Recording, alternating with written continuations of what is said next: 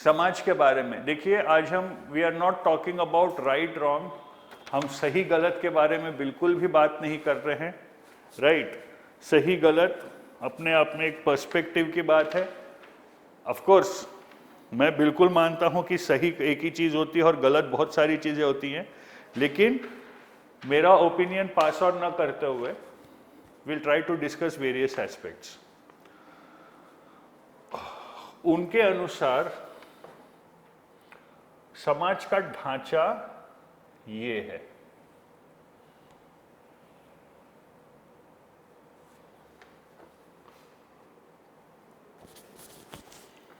ये ऊपरी पार्ट जो है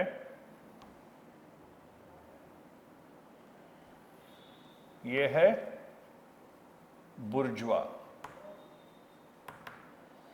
इस टर्म के कई मीनिंग होते हैं, लेकिन जिस कंटेक्स्ट में कार्ल मार्क्स ने यूज किया था, ही यूज्ड टू से बुर्जुआ कैपिटलिस्ट्स, तो हम इनको मानते हैं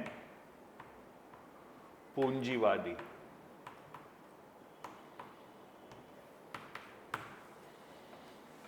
right, minuscule minority but having access to almost everything, having access for example to most of the financial resources, okay? और उनके नीचे हैं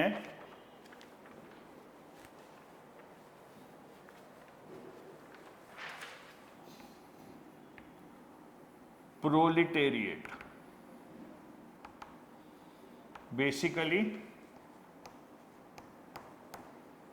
श्रमिक। ओके, जो समाज का ढांचा बना है उसमें सारी सत्ता और पूरा वर्चस्व इनका है, और इनको शक्तिहीन रखा गया है।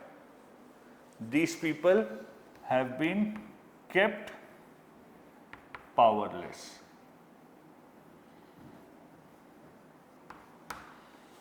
ऐसा क्यों है? ये लोग इतने बड़ी तादाद में हैं, तो क्या ये लोग रिवोल्ट नहीं कर सकते? इनको पावरलेस रखने में कई चीजों का हाथ है, जिनसे ये कन्विंस हो जाते हैं कि उनकी औकात ही ये है, इसलिए तो रिवोल्ट नहीं करते। तो इनको पावरलेस रखने में विचारधाराओं का बहुत बड़ा योगदान है, आइडियोलॉजी। समाज का ढांचा ये है। इस समाज ने कुछ संस्थान बनाए हैं, इंस्टीट्यूशंस, पर ये इंस्टीट्यूशंस भी ऐसे हैं जो इनके इंटरेस्ट को प्रोटेक्ट करते हैं। जैसे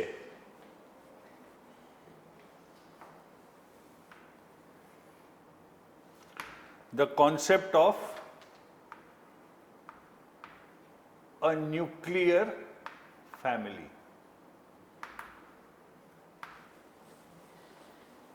अ प्राइवेटाइज्ड न्यूक्लियर फैमिली, मेरी फैमिली। तो इससे क्या होता है? जो वेल्थ है वो हेरिडिटरी होती है।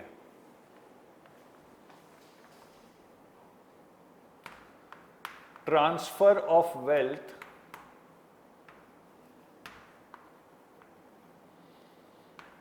इज हेरिडिटरी, और इसको लेजिटिमाइज किया जाता है। इसके कारण क्या होता है? वो वेल्थ यहीं घूमते रहता है और the proletariat are kept powerless. दूसरा संस्थान क्या बनाया है?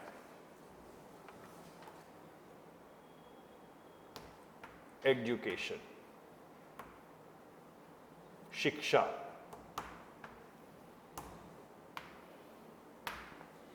ये क्या करता है?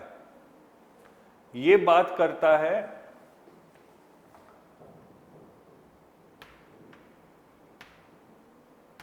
मेरिटोक्रेसी की,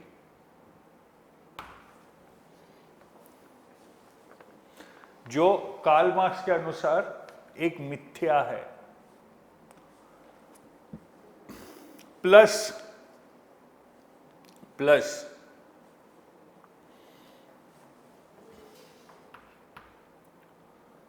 कॉस्टली एजुकेशन।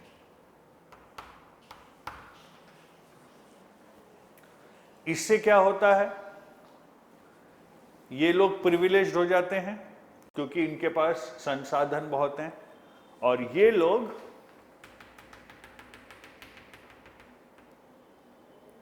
ऐसे ही रह जाते हैं। दूसरा संस्थान जो हमने बनाया। तीसरा,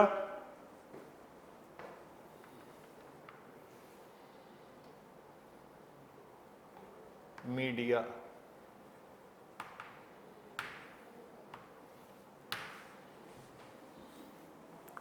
मीडिया क्या करता है?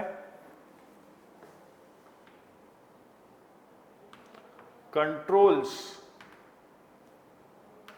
The spread of ideas.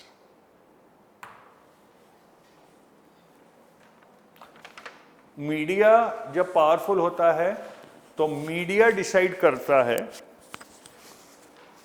कि क्या संदेश देना है, कौन से विचारधारा को प्रबल करना है, कौन से विचारधारा को रोकना है। ये मीडिया डिसाइड करता है, और मीडिया डिसाइड करता है अपने बॉसेस से पूछ के या एडवर्टाइजिंग रेवेन्यू के बेसिस पे। एडवर्टाइजिंग रेवेन्यू ये लोग दे सकते क्या? नहीं। यही लोग ये लोग दे सकते हैं क्या? हाँ। ये लोग दे सकते हैं क्या? नहीं। तो जब मीडिया बायस्ड हो जाता है टुवर्ड्स द बुर्जुआ, जो कार्ल मार्क्स के अनुसार वास्तविकता थी, which was the reality according to Karl marks,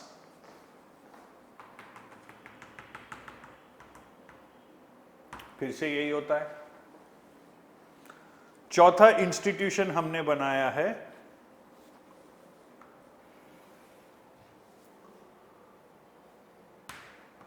the police.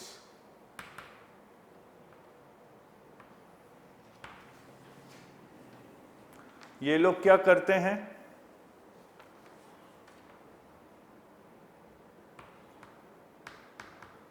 Victimise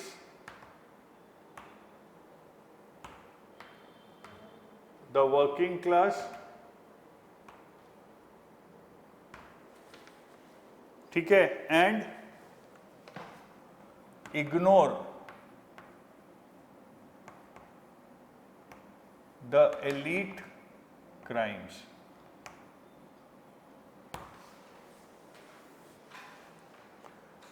इससे क्या होगा?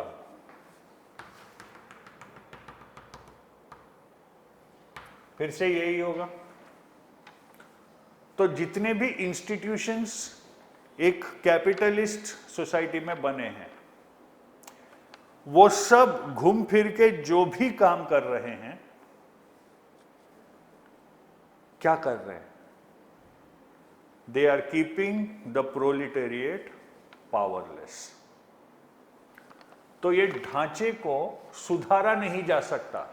You cannot reform this structure.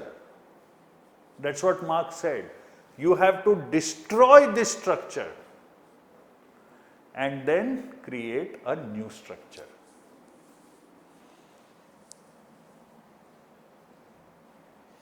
Then Karl Marx talked about three ideological functions of the family.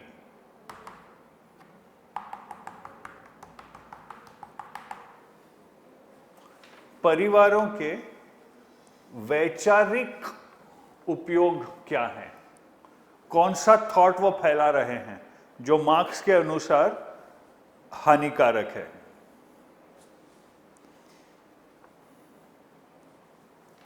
सबसे पहला मैसेज ये बोलते हैं कि hierarchy and inequality are normal. बड़ा छोटा, ऊंच नीच, सीनियर जूनियर, ये एक फ्यूडलिस्टिक माइंडसेट है। और ये थॉट किसी के दिमाग में सबसे पहले कहां जाता है, कहां से आता है? What is it that he sees around him, right, which tells him these things for the first time? It happens in the family. And he starts thinking, this is what is there in society also too.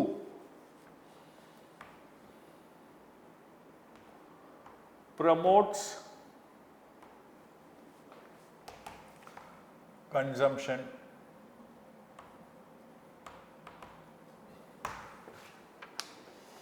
Competition with neighbours. हाँ, तो job इससे ही मिलेंगे ना, ये उसका दूसरा side है। अगर सब संत आदमी बन गए तो साबुन खरीदेगा कौन? एक चीज आप ध्यान रखिएगा कैपिटलिस्ट इकोनॉमी के बारे में, if people start buying only the things that they need,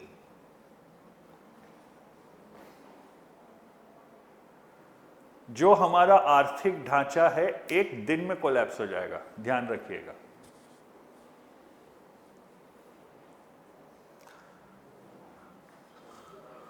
दो लोग हैं रहने वाले,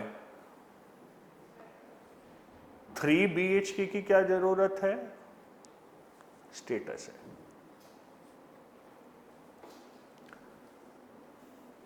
मैंने ऐसे कई घर देखे हैं जहां रहने वाले 3 लोग हैं और 3 कारें हैं।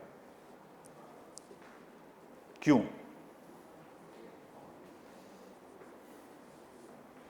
कन्वीनियंस।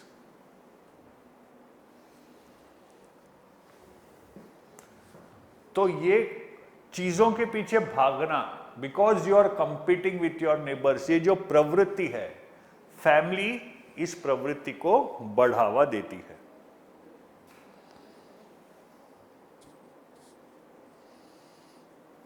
थर्ड,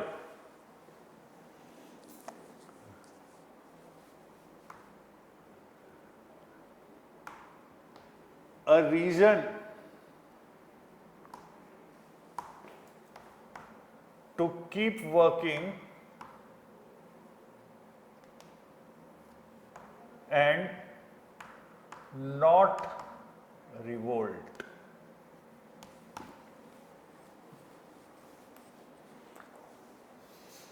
काम करते रहो, काम करते रहो, काम करते रहो, पैसे कमाते रहो, चुपचाप अपनी फैमिली की ज़रूरतें पूरी करते रहो।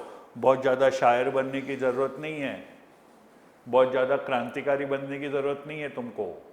बहुत बार सुना है, ठीक है। For those who don't know, मैं थोड़ी बहुत शायरी भी कर लेता हूँ, एक अलग इंस्टाग्राम अकाउंट है उसका।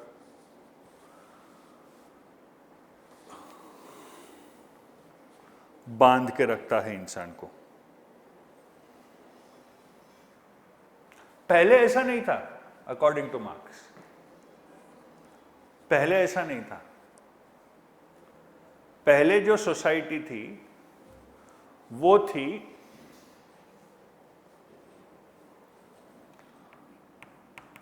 हंटर गैदरर, आखेटक संग्रहक,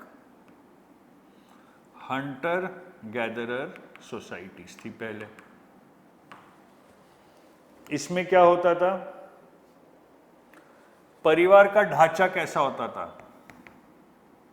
जब शादी ब्याह के कानून नहीं थे, आप सोच के देखिए परिवार का ढांचा कैसा होता था।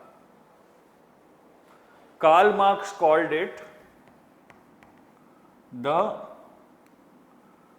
promiscuous horde, group of people, nobody knows who is with whom, there is no concept of marriage, anybody is free to indulge in sexual intercourse with anybody else, कोई भी व्यक्ति किसी के भी साथ संभोग कर सकता है, राइट? तो इसमें क्या होता है,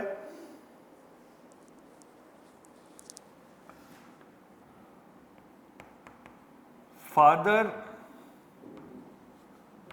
of the child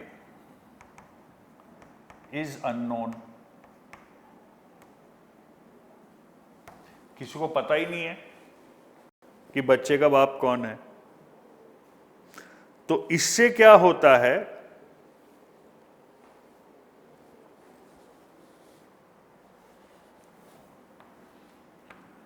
equality is maintained. Marks के अनुसार यह सिस्टम बिल्कुल सही था, पर यहां से ट्रांजिशन क्या हुआ, प्राइवेट मोनोगेमस फैमिलीज। अब ये ट्रांजिशन जब हुआ तब आदमी को पता चला कि ये मेरा बेटा है, तब उसको ग्राउंड्स मिले ना वेल्थ पास ऑन करने के, irrespective of the capability of that person. तो हम क्या बोल रहे, कैपिटलिस्ट सोसाइटी मेरिटोक्रेसी है, यहां पे वेल्थ का ट्रांसफर ही तो मेरिट के बेसिस पे नहीं हो रहा है, यहां पर वेल्थ का ट्रांसफर ही हायरार्किकल बेसिस पे हो रहा है, और ये जब होता है तो इनइक्वालिटी बढ़ती है। ये जब होता है तो इनइक्वालिटी बढ़ती है।